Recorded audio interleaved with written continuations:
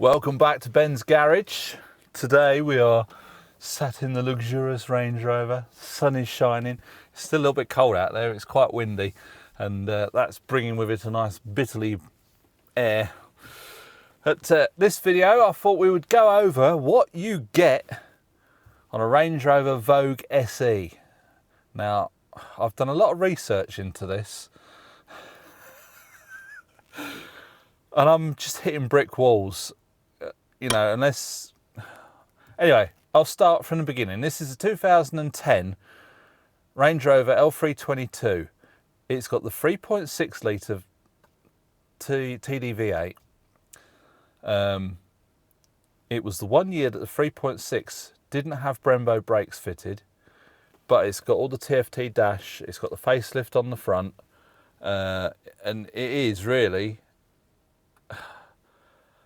I suppose they was messing about with this version before they brought out the 4.4. If you know Land Rovers, you know that this particular Range Rover is a funny year, and trust my bloody luck to pick a year that was a bit funny. Not too worried about it. Anyway, this is the Vogue SE, and I've asked people what extras were on the Vogue SE and what do you get on a Vogue. Over the years, Range Rovers have had a varying levels of spec. They had the SE, the HSE, the Vogue autobiography, and then they've sort of changed from just the Vogue SE autobiography, and then you've got your Westminsters and this, that and the other. I've been onto a couple of websites and had a bit of a look, but I've got in touch with Land Rover. Now they're very helpful, Land Rover. I says, can you send me a build sheet for this particular car?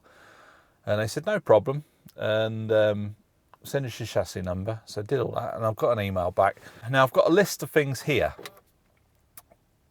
that are fitted to this particular car. Now this is a Vogue SE, and I was told it should have adaptive cruise control, and it should have this, and it should have screens in the headrest. It hasn't got any of that. So I really don't know what was standard and what was an optional extra. But I'm just going to go over what this car's got. If you've got a Vogue SE, it might not have the same, or it might have more, depending on what the spec was when it was built, you know, for order sort of thing. So I'll just run through the list from Land Rover for this particular car. So starting off, we've got sunroof, glass, tilt and slide electric. Tilt and slide sunroof, I think that's standard on all of them. Climate control, 2-zone. So in the back, you just got your two knobs, you've got your heated seats in the back, and you've got your two things for that. Less mud flaps, so there was no mud flaps fitted to this, and there's still no mud flaps on it now. Home link, now that's up on the mirror. I don't know if all Range Rovers have got that. You can program that in. If you've got a radio control for your garage door or electric gates, you can program some buttons on the bottom of your mirror to duplicate your remote, and as you come up you can press that button and it'll open your gates for you. That's what Home Link is. A colour nav system, I don't know if that was optional extra or, you know, it came with this. Premium Ice branded. Now this has got the Harman Kardon Logic 7 system in it, which is quite tasty. You know, you get all the settings right, it's quite a good sound in this car. There's speakers everywhere, so this has got the upgraded sound system. A Euro mapping DVD disc for the sat nav. Now it says towing prep ROW, so I'm assuming it's towing prep rest of the world. So if you fit a tow, this hasn't got a tow bar on it, but if you fit a tow bar and you plug the electric harness into the side of the back of the car, the ECU's already been programmed for accepting that, so that when you do plug it in, it's all good to go. Whereas a lot of cars, people plug it in and the trailer electrics don't work. You then have to take it to the dealer and get all that done. You can do that with the IID tool, but this has been done. Now this came with all-terrain tyres when it was new. I don't know if that was an option at the time. I mean, it's 2010, it's 11 years ago. All-terrain tyres, Continental. So Continental all-terrain tyres. Well, at the moment it's got Continental road tyres on it. Hopefully in the future, I'm going to wear these ones out a bit, we'll be putting all-terrains on it again, because that's the one thing that lets this car down.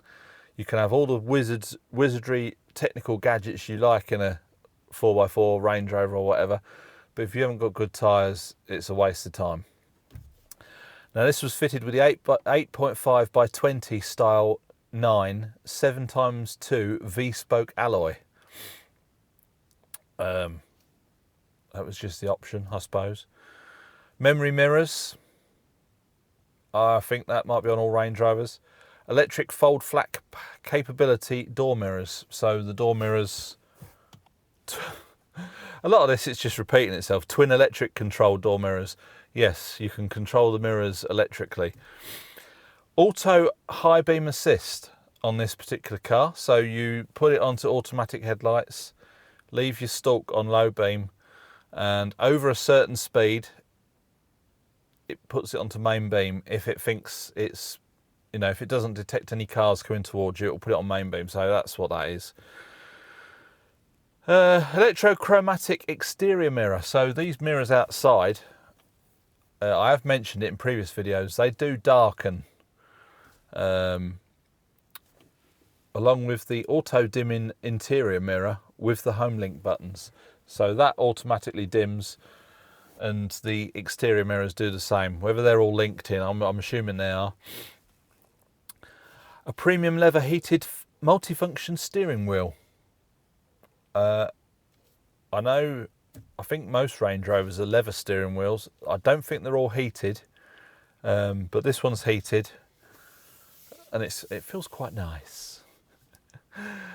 We've got a 60/40 fold rear seat with a ski hatch. Now, I don't know, if you let me know if you've got a ski hatch.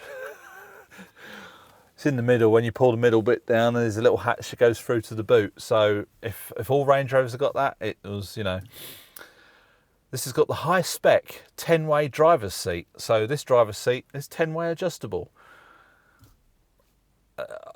It's high spec, so I'm assuming it was even an option, or it came on the Vogue SE. Premium range rear seat. So the seats in the back are the premium Range Rover seats.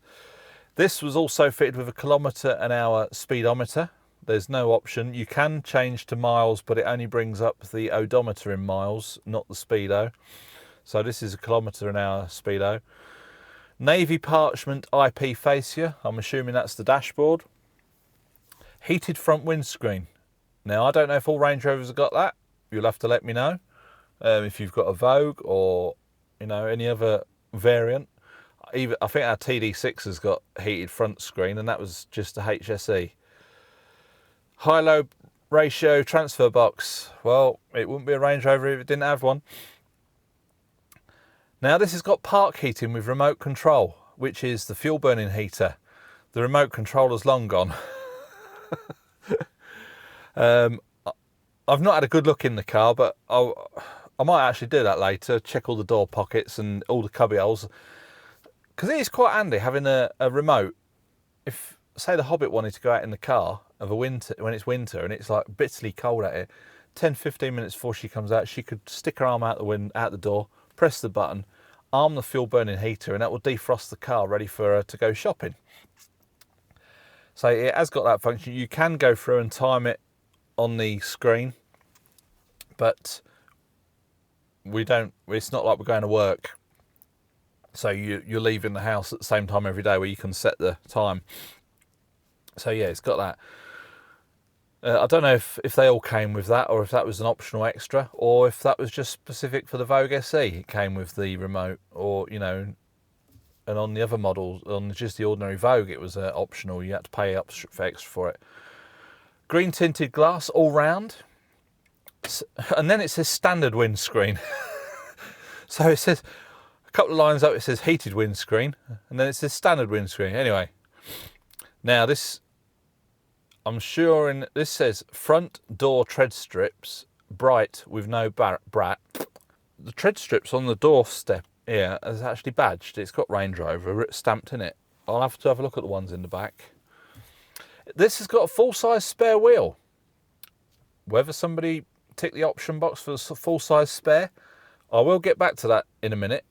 There's another little thing on this car which quite a few Range Rovers I know haven't got. But yeah, EU4 emissions, standard. Locking wheel nuts, first aid kit, automatic headlamp levelling. I think all Range Rovers have got that. Interior courtesy light. Well, thank you very much. I think all Range Rovers have got that. Adaptive xenon headlamps with LED signature. It's the xenon headlights with the LED bits around it, and these are like the facelift headlights, which are quite good. Manual cruise control, so this hasn't got the adaptive cruise control. Mill light enabled, so I'm assuming that's something to do with the diagnostic side of things. Perimetric protection, I think that's something to do with the alarm system. Such and such non-UWB door lock frequency. It's an automatic 6-speed with Steptronic. They've all got that. This was with less floor mats, so this actual car didn't come with floor mats. It has got a nice set of Range Rover floor mats in here, rubber ones, which are a bit dirty, could do with a clean. So that the previous owner, or the original owner who bought this new, might have had a Range Rover previously and decided he was going to keep his mats out the other one and put them in this. Navy tunnel console. Oberon door handles. Rear view camera. I don't think all Range Rovers had the rear view camera, but this one's got it. Traffic message channel. Cigar lighter and front ashtray. Now that comes later on in here. Grand black lacquer XTX wood kit. So this has got the wood kit in the black lacquer. Could do with a bit of a clean. The whole interior could do with a bit of a clean, really. Console lid in leather. I don't know if all Range Rovers have got that. You'll have to let me know. IP mid-leather, so I don't know what that is. Smokers pack. Now, obviously, that's an optional extra that they've had to tick the box for that because they don't really like people having smokers packs in cars anymore. You'll have a 12-volt outlet, but this one's got the ashtray, cigarette lighter. Remember these? Never been used, but it's there. So it's got the ashtrays in it, and it's the smoker's pack. I don't think the car's been smoked in. You can normally tell when they've been smoked in. Next on the list, it's a 4-door estate. Is it really? Metallic gear knob.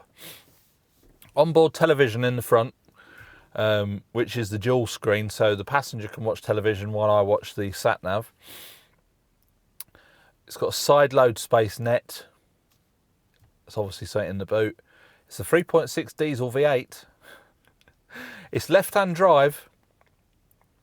It's a Range Rover diesel Vogue SE. It's got a 3.6 litre cc or 3600 cc power unit.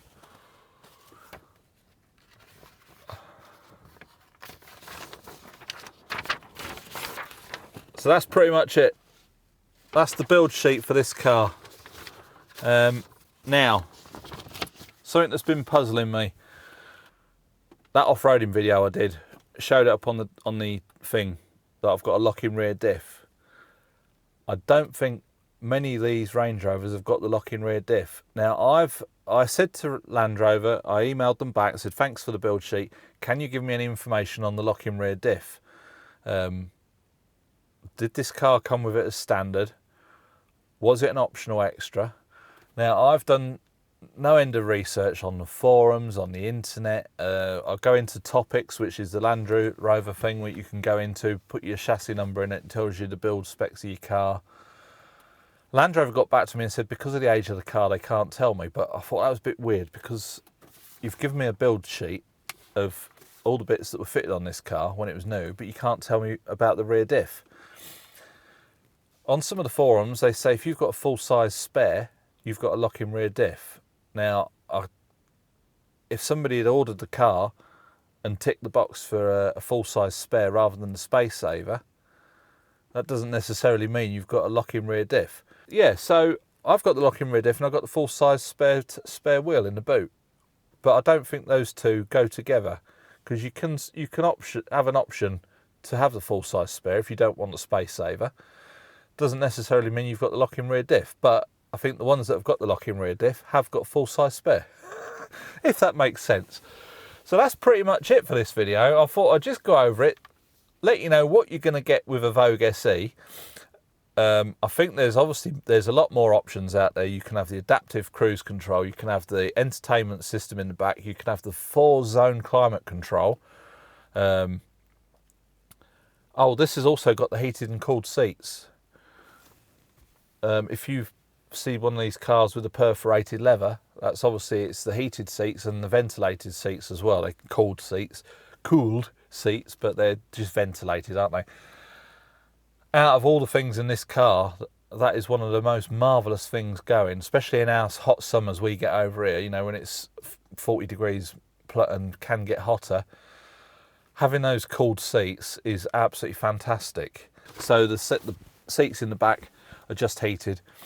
And in the later ones, you could adjust the rear seats with a panel on the passenger doors. You could backwards and forwards and bits and pieces.